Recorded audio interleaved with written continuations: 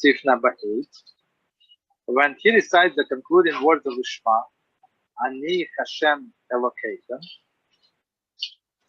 I am HaShem your God, he should immediately recite the word emes as well, even though the word emes is really the part of the next passage. And that's how, if you look at Siddur, that's how old school read it. So not to have any interruption between the two words. So HaShem and emes should be like in one sentence, even though, as you said, it's next slide. The Chazan should also recite in this way, and then after concluding with the words emes, he should repeat HaShem Elokeichem emes. So it's like for the whole congregation, he repeats this, like everybody says HaShem Elokeichem emes, like separately, silent, no, not silently, separately, individually, and then Chazan repeats this line. Each person should pay attention to make sure to hear these three words uttered by Chazan. For with these three words, the number of 248 words in the recitation of the Shema is completed. So we have 248 words as a number of positive commandments, right? And in the Shema, but only with this repetition of the Chazan. Okay. If not, if he's praying by himself, he says different, like different statement before Shema. And this corresponds to 248 limbs of a person.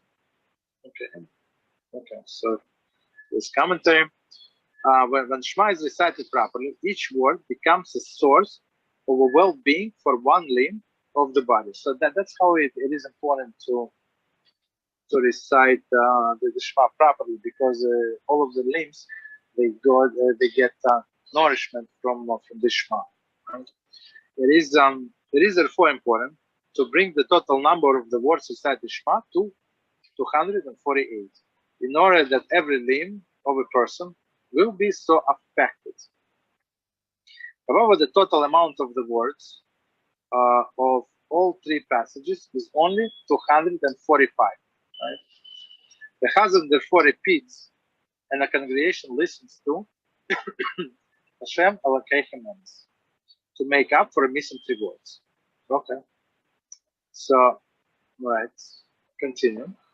So now we're going to say what if he's praying alone.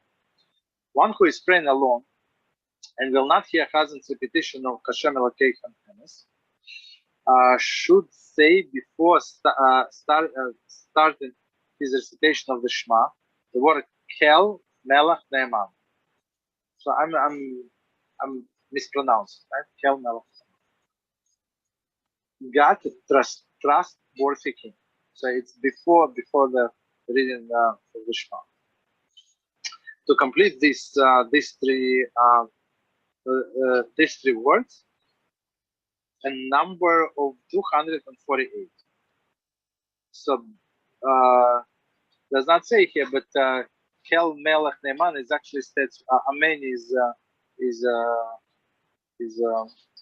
Rosh Tevos, like first letters of these three words. Kel Melech Ne'eman, Amen. So Kel, I'm mispronounced. Okay. After praying this congregation, the words Kel Melech Ne'eman should not be said. When praying this congregation. So if he is this congregation, because he's not he does not say it, because it would be extra, right? So he has to say only when he's praying alone.